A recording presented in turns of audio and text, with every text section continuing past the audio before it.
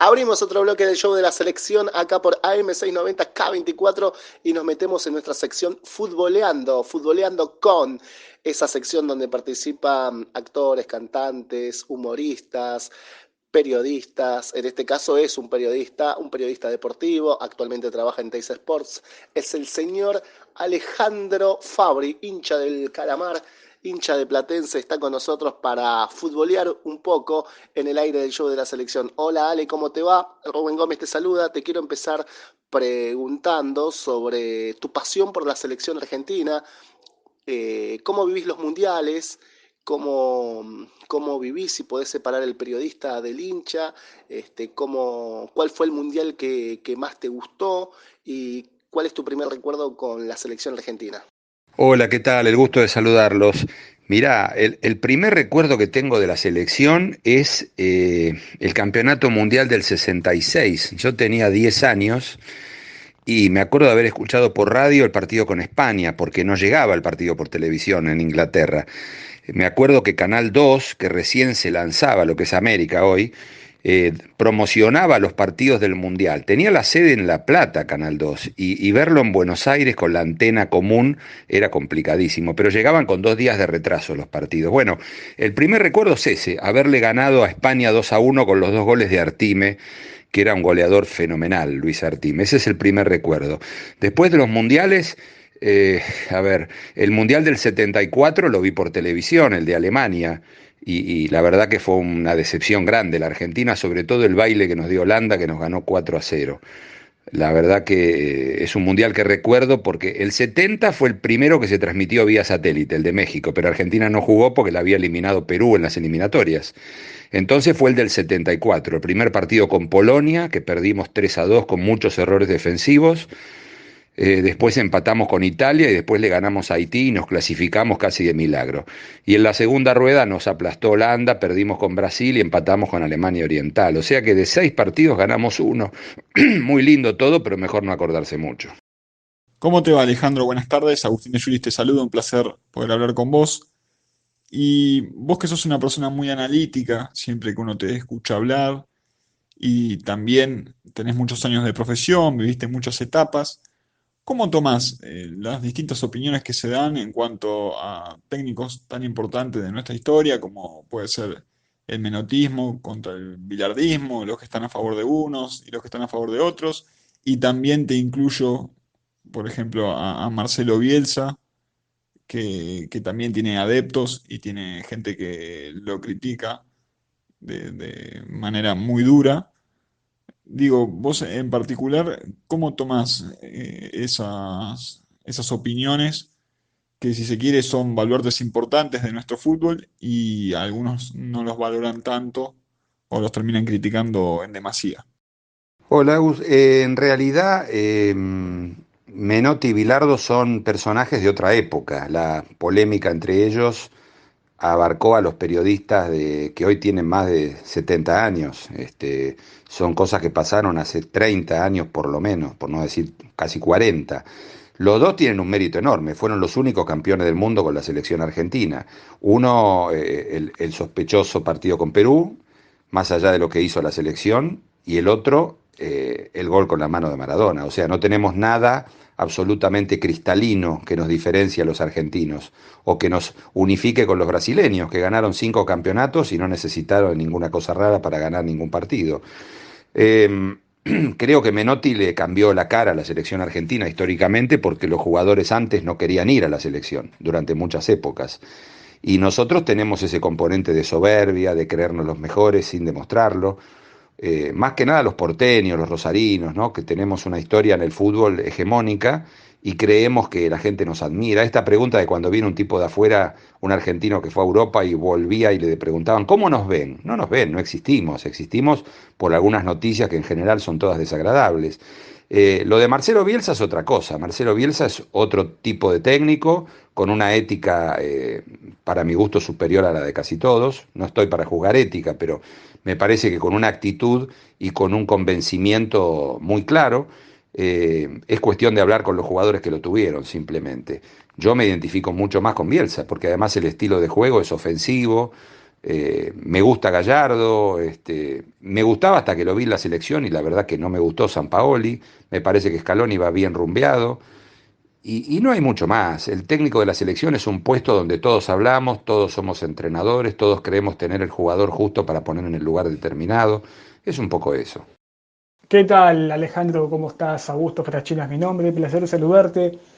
Quiero ir un poco sobre la línea que marcaba recién mi colega Agustín y quiero consultarte bueno, si te hago elegir entre los dos equipos campeones mundiales, el de César Luis Menotti en el 78 y el de Carlos Salvador Vilardo en el año 86, ¿con cuál te quedás? ¿Cuál te gusta más? ¿Qué idea te llamaba más la atención? Y bueno, ¿qué equipo jugó mejor al fútbol en lo que fue esas Copas del Mundo, ¿no?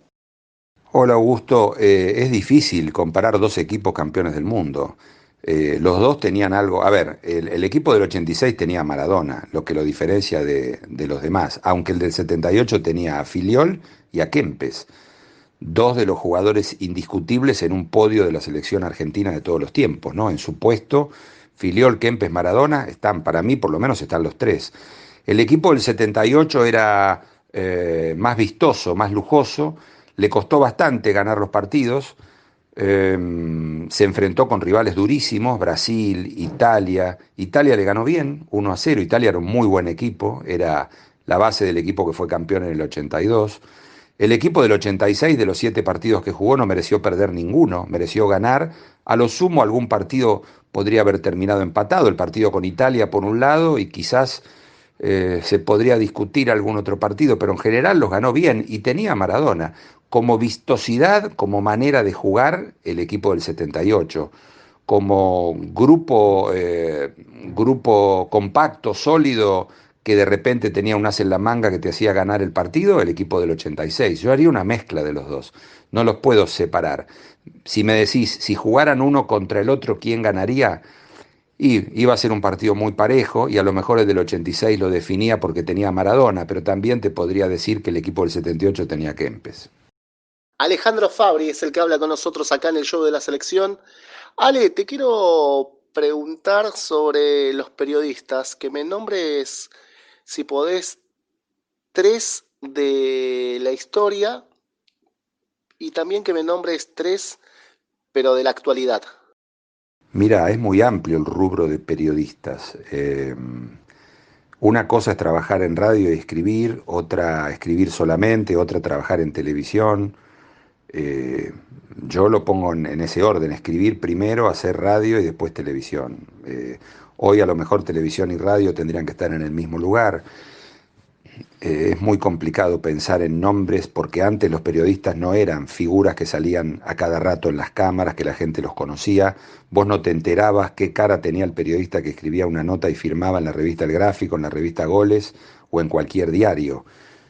Si es de periodistas que me han formado a mí, yo te puedo hablar de Adrián Paenza, de Diego Bonadeo, de Juan José Pano, de Osvaldo Pepe, de Roberto Fernández y de periodistas de la actualidad que me gusten, que hacen una tarea, bueno, a ver, en el periodismo gráfico, Cristian Grosso, Alejandro Casar González, que están en La Nación, Ariel Senosiaín en televisión, y periodistas de radio, bueno, el Turco Hueve, un relator excepcional que falleció hace unos días nada más, y Walter que fue compañero mío y un relator fenomenal, lo sigue siendo. Es muy amplio el tema, insisto, y difícil de mensurar. Son muchos años también trabajando. Es como que me preguntes cuál fue el gol más lindo que viste, la película mejor que viste. Con tantos años es muy difícil, hay que dividirlo en partes, ¿no? Alejandro, de todos los mundiales que viviste, ¿cuál te parece que Argentina, por lo menos en la previa, vos pensabas que tenía un equipo como para realmente poder ser campeona del mundo, teniendo en cuenta que en distintos mundiales se habla de que la selección tenía un muy buen equipo y se esperaba otro resultado que no se terminó dando? Y también te consulto si por todo esto que te decía y hay tantos años sin salir campeón, ¿te parece que la selección argentina sigue siendo potencia mundial? ¿O si ahora ese mote nos queda quizás un poco grande y tenemos que ir a competir y tratar de llegar lo más lejos posible a un campeonato del mundo? Desde ya que el equipo que armó Bielsa, que ganó de taquito las eliminatorias para el Mundial de Japón y Corea, era el favorito. Argentina iba de candidatazo por una eliminatoria excepcional, ¿no? 13 victorias, 4 empates y una derrota. Yo tenía confianza absoluta en ese equipo. Bueno, se dieron las circunstancias, perdió un solo partido, ganó uno, empató uno y perdió uno y por diferencia de gol quedó eliminado. Mereció ganar el partido contra Suecia, claramente, contra Inglaterra debió haber terminado empatado. Bueno, lamentablemente no fue así. ¿Cómo habrá sido el trabajo de Bielsa que Julio Grondona le renovó contrato inmediatamente, ¿no? Por otro lado, de los equipos que yo pensaba que podían tener más chance, el equipo del 82, porque el equipo del 82 de España era el seleccionado campeón del mundo del 78, sumados Diego Maradona, Ramón Díaz y Jorge Valdano. La verdad que parecía que teníamos todo, pero bueno, evidentemente no pasó eso. Argentina se relajó, subestimó, vaya uno a saber en definitiva cuál fue la historia y nos quedamos afuera. Avanzamos de fase, pero hubo varios equipos que nos superaron bien. Respecto de si somos candidatos a campeones del mundo, yo creo que hace rato que no somos candidatos a campeones del mundo, salvo en el caso del 2002, antes del campeonato. Esto es lo que digo yo de la exagerada, la exagerada mezcla de soberbia, de fanatismo, de amor propio, de creernos más de lo que somos, de confiar mucho, pero demasiado en nuestras fuerzas y subestimar a los demás. Me parece que tenemos que conformarnos con estar entre los 8 primeros hoy por hoy, nada más. Ni hablar de cuando al equipo le falte Messi. Veremos de qué podemos hablar. El equipo del 2014 no va a pasar a la historia por ser un gran equipo. En todo caso, un buen equipo que desperdició las chances contra Alemania y que terminó perdiendo un suplementario, pero yo lo pongo bastante abajo de los equipos del 78, del 86, que jugaron y que ganaron los campeonatos, ¿no? Me parece que estuvo cerca, igual que el del 90, estuvo cerca en cuanto al resultado, pero en cuanto al juego de ninguna manera. Justamente me quiero enganchar a lo que te preguntaba Agustín. ¿Y por qué pensás que ha pasado esto de que Argentina esté tanto tiempo sin salir campeón, de que no haya podido ni siquiera en la mayoría de los mundiales, con buenos equipos, no haya podido ni siquiera superar cuartos de final, exceptuando el Mundial de Brasil 2014, donde se llegó a la final? Digo, sobre todo teniendo en cuenta que hubo quizá una de las mejores generaciones de la historia del fútbol argentino, que fue la de los Messi, los Di María, los Kun Agüero. Bueno, ¿dónde crees que estuvo el error, a tu opinión? ¿En las inferiores, en la contratación de los técnicos, en el mismo armado de la Asociación del Fútbol Argentino? Es difícil poder precisar cuáles son las razones. Lo que sí digo es que Brasil estuvo 24 años sin salir campeón después de que se retiró Pelé.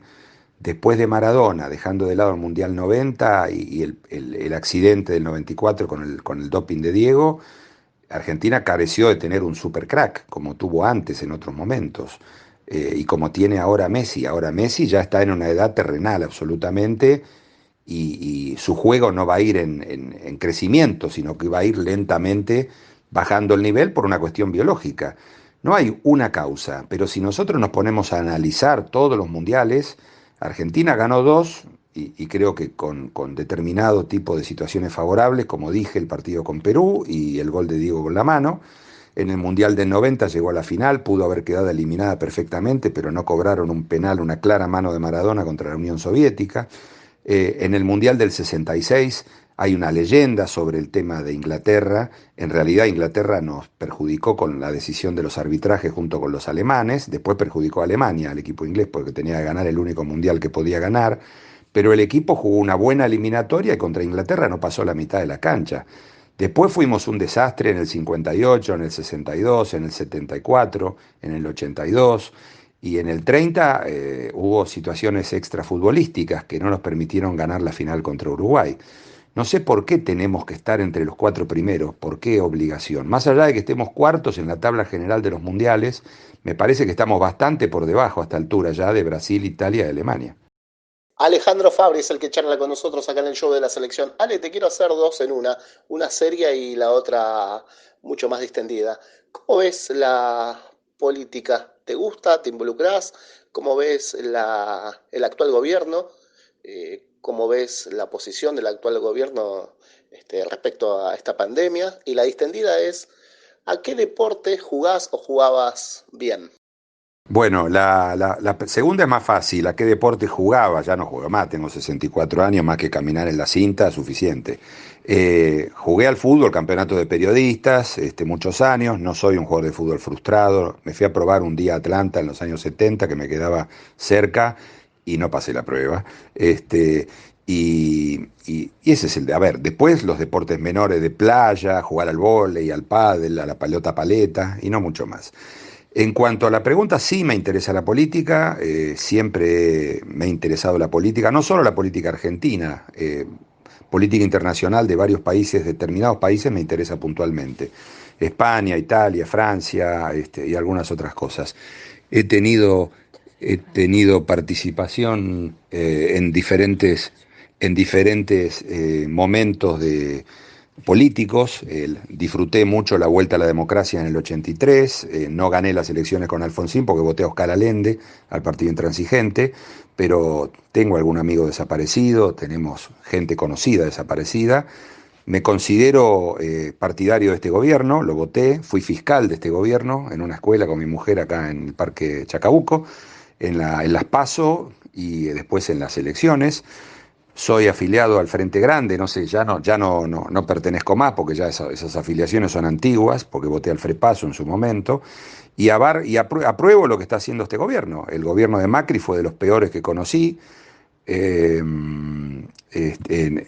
digamos, la dictadura está por encima de todo, ¿no? El gobierno de Menem fue vergonzoso, el de la Alianza fue una estafa a la ilusión de casi toda la gente que lo votó para sacarse de encima el menemismo, y el gobierno de Macri en realidad fue más o menos lo que pensábamos que iba a pasar. Iban a destruir las pocas cosas que quedaban en los últimos años del gobierno de Cristina, que no fue bueno.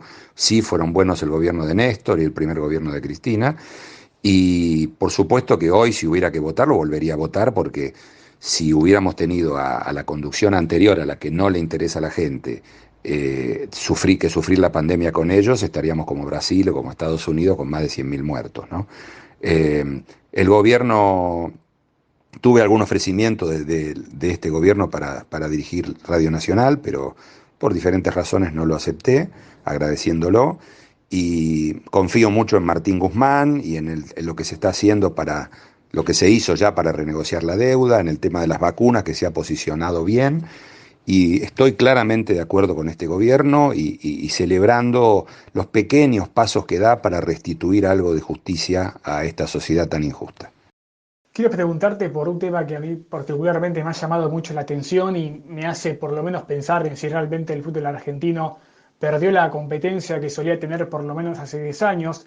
Y me refiero a que ahora normalmente los únicos equipos que son destacados, que tienen mejores equipos, son Boca y River. Ahora se ha sumado Racing, ¿no? En algún tiempo estuvo Independiente, en algún tiempo estuvo San Lorenzo, pero lamentablemente han vuelto a decaer. Y digo, hace 10 años los campeones eran Arsenal, Vélez, Lanús, Estudiantes de La Plata, y como que desde el 2015 en adelante los campeones siempre fueron Boca, bueno, River en la Copa Argentina, internacionalmente, Racing fue campeón en el año 2019. Digo, todo esto, ¿vos pensás que le ha quitado competencia al fútbol argentino que quizá tenía antes? Está claro que en los últimos años hubo un predominio de Boca y que hubo toda una maniobra destinada a eso. Boca manejó la AFA a partir de la muerte de Grondona, y había un proyecto del gobierno de Mauricio Macri de la privatización de los clubes, las sociedades anónimas deportivas y la presencia de 12 hombres de Boca en los primeros 12 o 13 puestos en la AFA, algo que nunca pasó. Esto se ha modificado un poquito, pero no mucho, y además la idea de la Superliga fue poner al fútbol como si fuera España, como un espejo, de que Boca y River sacaran más diferencia respecto de los otros grandes, y fueran los supergrandes. Bueno, hay una complicidad de muchas empresas periodísticas y de muchos periodistas, pero al mismo tiempo es una realidad ficticia, porque esto no es Uruguay, donde el 80-85% de la gente es hincha de dos equipos. Acá la mitad del país es de Boca y River y la otra mitad de otros equipos. No es tan sencillo, pero tienen el poder y ahora lo han perdido en parte. Desapareció la pomposa Superliga, que de super lo único que tenía era el nombre, y se ha vuelto a una estructura un poquito anterior, pero no cambia demasiado. Siempre el fútbol fue dominado por los más poderosos. Sería ingenuo pensar que los poderosos no van a manejar el fútbol. Si manejan otras cosas mucho más importantes, ¿por qué no van a manejar el fútbol? A ver, en el profesionalismo, hasta el año 67 todo se repartía entre 5 equipos. Recién Estudiantes de La Plata gana, y después con la aparición de los torneos cortos, pueden ganar los títulos otros equipos. Está bien, Quilmes había ganado el Metro del 78, Ferro había ganado algunos nacionales, Argentinos el 84, Vélez también, los equipos rosarinos, pero era muy complicado. Los torneos cortos se hicieron porque Racing, Boca y San Lorenzo no podían ganar los torneos largos. Boca ganó después de 11 años, Racing de 35 y San Lorenzo de 21. Estoy pensando bien, desde el 74, sí, 21, en el 95. Bueno, y gracias a eso pudieron ganar otros equipos. Yo quiero torneo corto y que muchos equipos tengan chance de salir campeones, porque no estamos obligados a ser hinchas de Boca o de River porque lo digan las empresas. Ale, particularmente te veo siempre defender, y está muy bien, a los equipos chicos a lo largo del tiempo, en muchos de los programas que vos estás, y te quiero proponer que me armes una selección de los equipos chicos, desde el 80 para acá, en el arco, los defensores, el esquema elegilo vos, también si podés me elegís el capitán y el director técnico de ese equipo. Y otra pregunta que te quiero hacer es, para vos, ¿a dónde debería hacer de local la selección argentina? La pregunta del final te la contesto rápido. La cancha de River es la cancha ideal para que la selección juegue de local. Me parece que es lógico, pero en todo caso, si tuviera que jugar en otro estadio, las únicas 2 canchas que veo como buenas para que juegue la selección desde el punto de vista estético son el Estadio Malvinas Argentinas de Mendoza y el Estadio Kempes de Córdoba, que fue remodelado y quedó bárbaro. Respecto de la selección de equipos chicos, yo no sé a qué te referís cuando decís equipos chicos, porque yo no creo en que existan 5 grandes, yo creo que existen 8, 9. Estudiantes de La Plata, Rosario Central, Newell's Old Boys son equipos grandes. No podemos seguir mirando el fútbol como en el año 30. Todos los países tienen más grandes que antes. En todo caso, habrá 2 supergrandes, favorecidos por el bombeo mediático River y Boca, y hay varios que se han plegado a eso, y después hay que hablar de Vélez, de Lanús, en todo caso de Huracán y alguno más. De Talleres de Córdoba, desde ya, por supuesto, también. Si cuando yo me fijo en los orígenes de los jugadores, estoy hablando de los equipos chicos, de los que forman jugadores. Por ejemplo, Filiol no es River, Filiol es Quilmes, porque hizo las inferiores en Quilmes. Luis Galván es Talleres de Córdoba. A ver, Osvaldo Ardiles es Instituto. Mario Kempes es Instituto también, y Rosario Central en todo caso después, pero Instituto. Leopoldo Luque es Unión de Santa Fe. Houseman es Defensores de Belgrano. Es larga la historia de nombrar jugadores de equipos que el asunto es de dónde surgieron. El Checho Batista es Argentino Junior, Ricardo Giusti es Newell's Old Boys, Diego Maradona es Argentino Junior. No pasa por el lugar donde consiguieron la fama, pasa por el lugar donde se formaron. Sería difícil y complicado armar un equipo así de memoria rápido, formado por jugadores. A ver, ¿cuántos jugadores salidos de Boca fueron campeones del mundo? Por ejemplo, podemos hablar de Tarantini, de Marcelo Troviani, y no sé si hay algún otro. Creo que no. Después, si hablamos de River, River históricamente tiene una mayor formación de jugadores. Podemos hablar del Beto Alonso. Supongo que habrá algún otro. Daniel Bertoni, formado en Quilmes. Oscar Ortiz, formado en San Lorenzo. Gallego, formado en Newell's.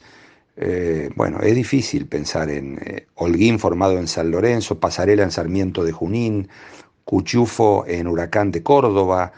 Garré en Ferrocarril Oeste. Pasculi en Argentinos Juniors, o viene de algún otro lado, no me acuerdo bien. Estoy pensando en los jugadores campeones del mundo, ¿no? Valdano, Burruchaga en Arsenal, Valdano en Newell's. La verdad que lo que no veo son jugadores de equipos grandes. Y así pasaba con nosotros Alejandro Fabri en el show de la selección en nuestra sección Futboleando con. Gracias, Ale, te mandamos un abrazo, muchísimas gracias por estos minutos y hasta cualquier momento. Quiero decirles al final y agradeciéndoles la charla que lo que sí disfruté y mucho fue la representación argentina con José Pekerman. Me tocó cubrir el Campeonato Mundial de Qatar en el 95, el Campeonato Mundial de Malasia en el 97, los dos campeonatos ganados. Me tocó transmitir desde allí, desde Qatar y Malasia, y fueron alegrías muy grandes, sobre todo porque se les ganó la final a dos rivales directos, a nuestros dos clásicos, a Brasil y a Uruguay. Y en el caso de Qatar, que le ganamos a Brasil el día de mi cumpleaños, y recuperamos el título 18 años después del equipo del 79 de Diego y de Ramón Díaz.